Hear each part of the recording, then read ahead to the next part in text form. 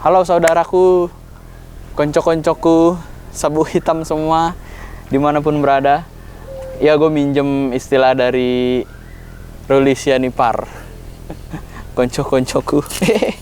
Standing dia, cengat. Saudaraku, apa kabar semuanya? Semoga kalian sehat-sehat aja ya. Kita ada kedatangan tamu nih, saudaraku. Ada sebuah motor legend nih, Yamaha RX King tahun 2003. Kali ini gue akan bahas motor ini menurut orang awam. Maksudnya orang awam tuh gimana? Orang awam tuh maksudnya gue pribadi belum pernah punya, belum pernah merasakan pengalaman selama beberapa hari. Nah, kebetulan motor ini udah sekitar 10 hari di rumah, dititipin oleh saudaraku Sultan Bos Sapi. Nanti kita akan kunjungin koleksi-koleksinya. Nah, ini kebetulan salah satu koleksinya dipinjemin ke rumah Ane nih, saudaraku. Ya, pertama-tama gue mau cerita dulu, motor ini udah gue ajak kemana aja. Motor ini udah gue ajak touring ke puncak, riding sih bukan touring, karena mau nyobain bagaimana rasanya beberapa hari punya RX King. Dan juga gue memakai motor ini dengan sepenuh hati ya, jadi mencoba sekaligus merasakan kenapa orang-orang bisa jatuh cinta dan mengorbankan segalanya untuk RX King ini. Nah, saudaraku, kita akan bahas satu-satu, mulai dari bagian depan ya. Bagian depan motor ini memiliki desain yang lampu yang kotak, saudaraku. Kotak. Udah gitu dia, ini kondisinya kan masih sebisa mungkin di ori-in ya sama yang pemiliknya. Nah, ini dia speedometernya berwarnanya hitam piano black, hitam glossy, sama kayak desain warna dari headlampnya sendiri. Nah, saudaraku, ini aslinya kalau menurut gua ini chrome ya tadinya, cuma udah dicat nih untuk lampu sennya sendiri, dia berwarna kuning gitu.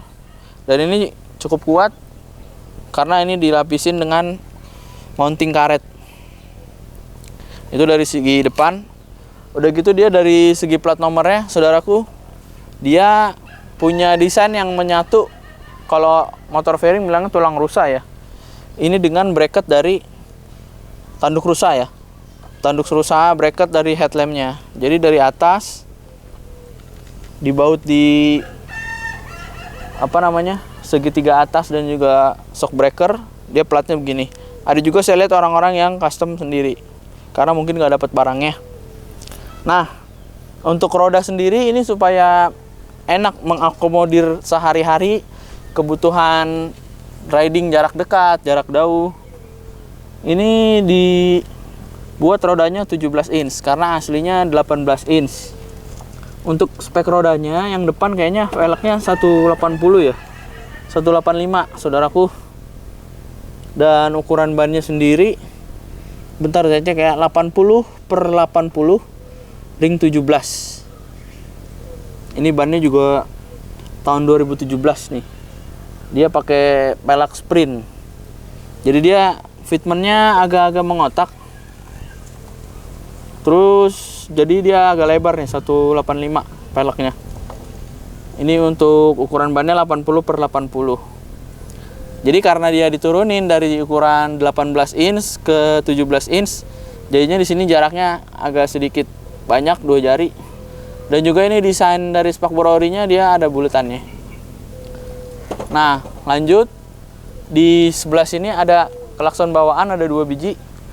Terus dia yang menjadi ciri khas yang berbeda dari RX Special adalah di sini ada cover untuk merapikan kabel-kabel dan juga ada mata kucingnya. Lanjut untuk dari segi Kalau anak-anak motor sekarang bilangnya kokpit, saudaraku. Kokpitnya sendiri dia sederhana, semua analog. Jadi dia ada penunjuk kecepatan, speedometer, ada RPM, ada penunjuk bahan bakar. Terus di sini ada indikator oli samping. Di sini ada indikator netral, lampu jauh dan lampu sen. Jadi ini tidak ada ininya ya, apa namanya, gear indikatornya, karena masih motor lama, semua masih pakai feeling. Dan ini kalau nggak salah 5 speed. Untuk dari mesin sendiri ini kayaknya oversize 0, dia pakai YP2. Mesinnya full ori. Terus dilanjut ke bagian tangki. Ini desainnya lebih besar, lebih mengotak dibandingkan dengan RX Special yang udah pernah kita review. Dan ini stripping di pernis ulang lagi supaya nggak gampang ngeletek. Nah, untuk dari cover ini, cover oli samping, dia sama, ada stripping juga di pernis. Lalu di sini warnanya hitam. Nah, ini yang menjadi ciri khas dari blok E-Racing. Dia ada berwarna gold dan juga ini hitam glossy ya, saudaraku. Jadi mewah, vintage, klasik, wah keren deh pokoknya. Dan ini ada tuas transmisi, saudaraku. Tuas transmisinya ini bukan kayak motor-motor yang gue pakai ya, CBR. Kalau yang CBR itu kan congkel. Kalau ini dia masih pedal biasa, footstep biasa. Ini juga footstepnya ada lapisan karet. Dan juga ini tidak bisa dilipat seperti motor-motor sport zaman sekarang. Jadi kalau motor sport zaman sekarang kalau jatuh dia bisa ngelipat. Kalau ini fix modelnya. Di sini juga gue nggak tahu ada gambar orang murung gitu. Biasanya ada yang senyum, ada yang murung. Kalau Yamaha yang murung. Ini juga ada keran bensin nih. Ada res, ada on, ada off. Ini juga kayaknya membrannya nggak tahu membran apa. Kodenya sih 4Y2. Buat teman-teman yang tahu boleh kasih komen di kolom komentar. Ini ada nomor mesinnya apa? Bukan nomor mesin, kode mesin. Dia 132 cm3. Kodenya 9KA20. Ininya juga bersih banget ya. Nggak tahu diapain blok mesinnya ini. Bersih banget. Nah, di sini memang nggak ada tulisan RX King ya, saudaraku. Jadi dia cuman fighting spirit doang. Dan ini joknya juga ori. Cukup empuk. Lanjut ke arm nih, saudaraku.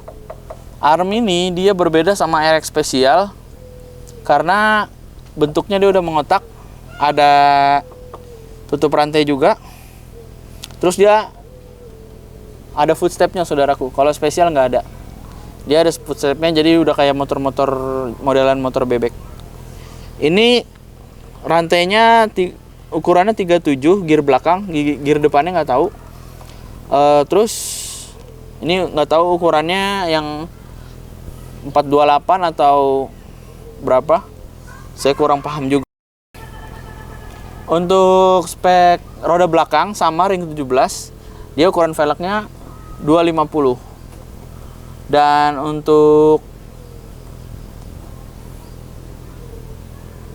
ukuran bannya sendiri, yang depan kan tadi 80/80, yang belakang 90/80. Tipe bannya dia FDR Sport XR gitu, saudaraku. Untuk dari kita lanjut ya, kita pindahin dulu motornya.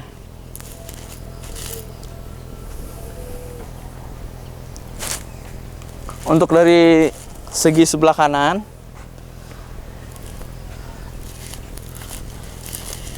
ini ada kalipernya. Kaliper, ini ada disnya. Ini udah agak-agak kemakan, cuman masih pakem banget. Nah, dia pakai baut L, terus ada dikasih ring gitu.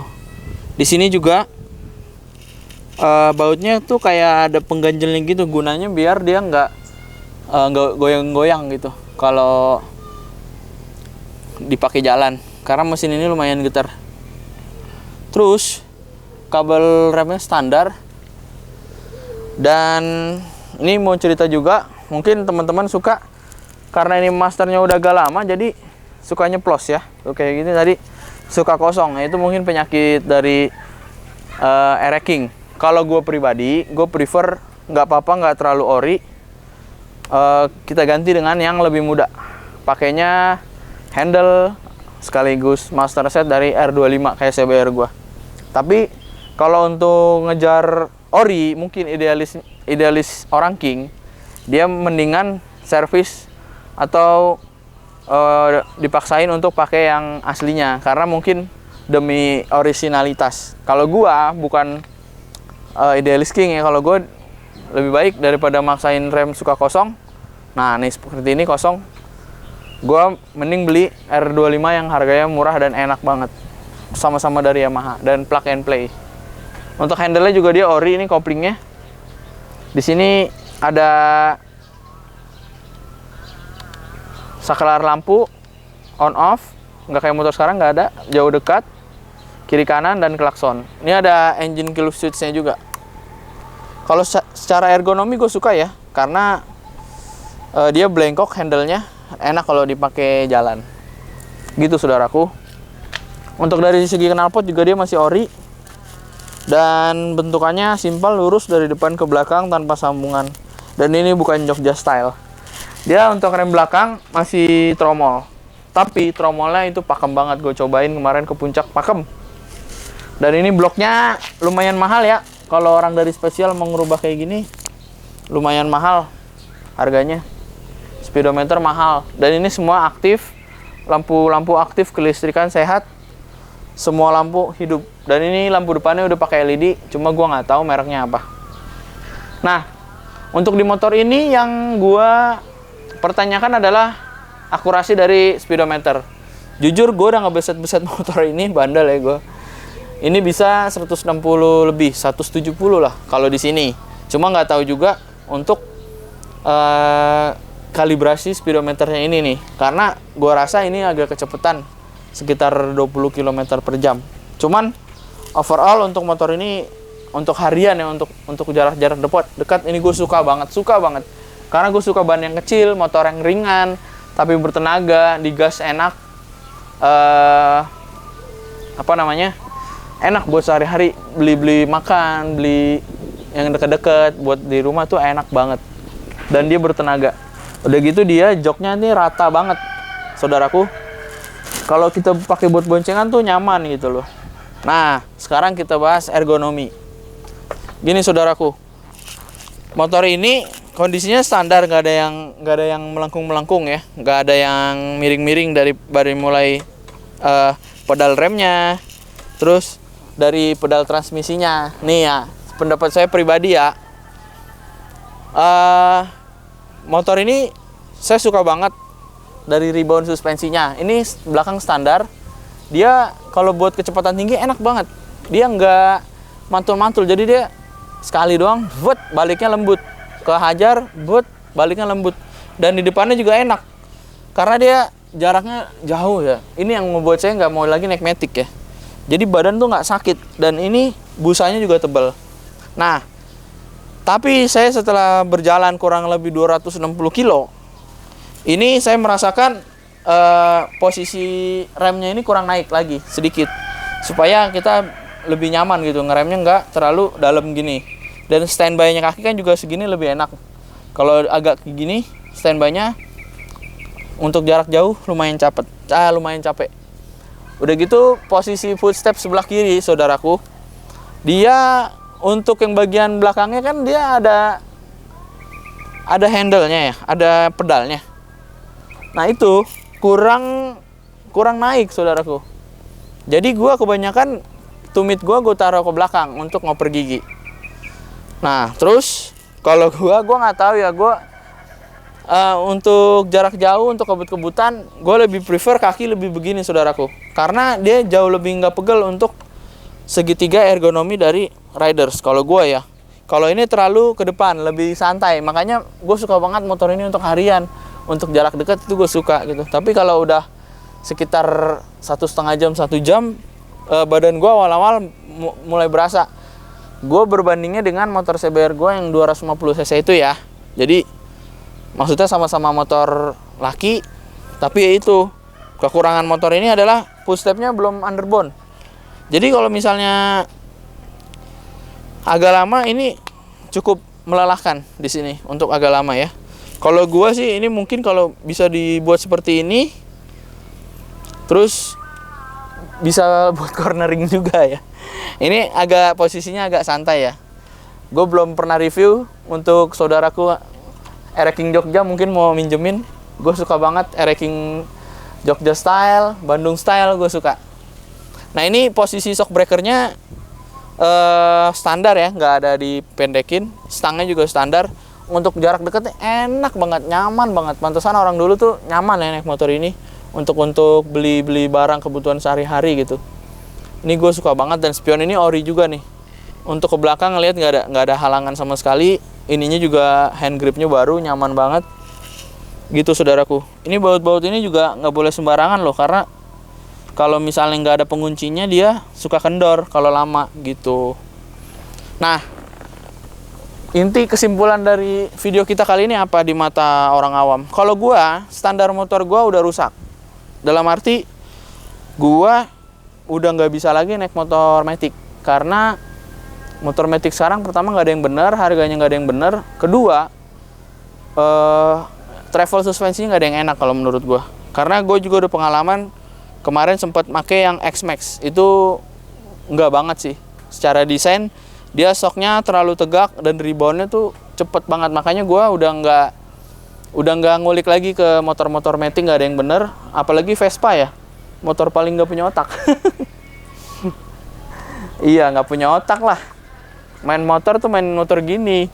Motor ini tuh sangat berat. Kenapa berat? Karena bodi dan rangka itu jadi satu. Jadi dia tidak punya rangka tulangan seperti motor pada umumnya. Dia rangka itu langsung jadi bodi, dan ini itu adalah besi, dan ini berfungsi juga sebagai rangka. Ada fitur dari motor ini kecuali tombol bukaan jok ya. Ini tombol buat buka jok, jadi ini joknya langsung cetek gitu ya. Hanya itu aja, nggak ada fitur lain, nggak ada lah, nggak ada sama sekali, nggak ada.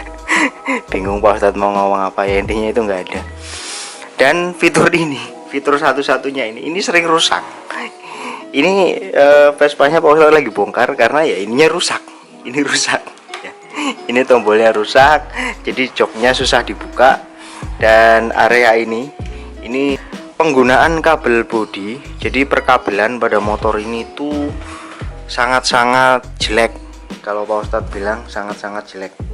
Kenapa? Karena mereka penggunaan kabel yang dipakai itu tidak seperti kabel-kabel pada motor Jepang yang kabelnya itu bagus-bagus. Dia kayak kabelnya kecil-kecil seperti ini. Nah, kabel-kabel ini itu mirip kabel-kabel yang dipakai motor-motor dari Cina ya. Saya nggak tahu motor ini masih made in Italy atau dia sebagian dibuat di Cina, saya kurang tahu. Coba kalian pikir, semua motor termahal di dunia motor apa? Motor manual, bro. Motor manual. Makanya kalau sesuatu tuh dimentokin. Ya mentoknya apa? Misalnya main motor, mentoknya di mana? Motor sport. Nggak ada orang naik motor, beli motor puluhan juta, motor matic gitu. Tetap paling nggak enak. Mau diganti Akrapovic, mau diganti Öhlins, itu kan part-part racing, nggak ada gunanya. Kalau beli ini ya. Pertama investasi, kedua mau lari ayo gitu kan. Suspensi udah enak semua. Modelnya klasik keren, nah gitulah. Tapi kan orang nggak semua pinter ya, yang lebih banyak yang bodoh. Gitu saudaraku. Jadi gibah kan, mulut gue emang anjing. Nah, kalau gue sebagai orang awam, yang keluarga gue nggak pernah pakai 2 tak, motor ini menggoda banget untuk di 2021. Pantesan orang-orang gimana ya? Jadi orang-orang itu kan semua pada bermain demand dan supply kan. Dimana ada barang itu permintaannya banyak, tapi penawaran sedikit harganya akan naik. Sedangkan motor ini memang enak, tapi kekurangan ada beberapa tadi. ergonominya kurang sedikit, disesuaikan. Kedua ya konsumsi BBM tidak bisa seirit motor 4 tak. Jadi itulah. Tapi motor ini kenapa bisa menarik, bisa orang jatuh cinta dengan motor ini? Itu kan orang-orang di luar yang nggak tahu motor ini kan pasti apa yang membuat menarik sampai segitu cintanya orang-orang mengkoleksi beberapa puluh RX King semua gitu. Kalau menurut gua orang awam adalah motor ini adalah motor yang bukan cuman sekedar digas, tapi ini sampai ke nurani lu men, sampai ke batin lu. Raungan mesinnya tuh nggak tergantikan ketika dia kenceng lari gitu ya. Larinya kalau yang untuk standar sih ya, yang nggak terlalu gimana banget ya. Gue udah pentokin ini motor, cuman sensasi auranya itulah yang kalau ada anak motor bilang 4 wheel move the body, 2 wheels move the soul. Ya ini baru soul. Fighting spirit, ini soul motor ini di sini. Ketika lo mendengar raungan 2 taknya, wah itu yang bikin kangen terus. Kalau motor matic nggak ada bro, nggak ada soulnya. Soulnya apaan yang gini? Gitu doang jalannya, nggak ada. Motor ini baru, jadi nggak usah nulis caption kayak gitu. Karena nyawa lo nggak ada bro. Ya, semua orang motor mau England, mau culture, semua manual semua. Ya. Jadi buat lo yang matic nggak usah di racingin, berisik doang, larinya nggak ada. Pakai all-in dari mana? Dari MotoGP bro. Jadi nggak usah pakai Brembo dipakai di mana? Di MotoGP, motorsport semua. Matic nggak usah. Ya karena ininya nggak dipakai. Kalau main motor tuh ininya dipakai, ya. Gitu aja. Karena apa ya? Gue menemukannya yang paling kerigitannya motor lama tuh rigid sekali ya sasisnya. Kalau motor baru, wah nggak ada. Apalagi khususnya yang matic itu goyang semua, nggak jelas asli. Lu mau kayak apa ya? Motor matic tuh kalau dikalahin bilangnya bukan buat kenceng, tapi dimainin kiriannya, di bore up segala macem. Ya bego sih menurut gua. Mendingan beli ginian standar udah kenceng gitu loh. Kita akan cek sound. Jangan kemana-mana. Ini kuncinya. Tangkinya sih nggak gitu gede ya. Kemarin gua ke puncak sekitar 260 kilo PP, dia udah habis. Jadi gue ukur 1 tangki ke puncak, nyampe di Cimanggi sudah ngisi lagi.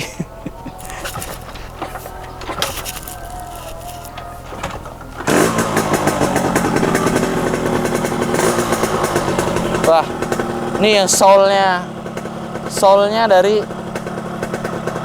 motor oke ya. To soul move the spirit. Move the soul.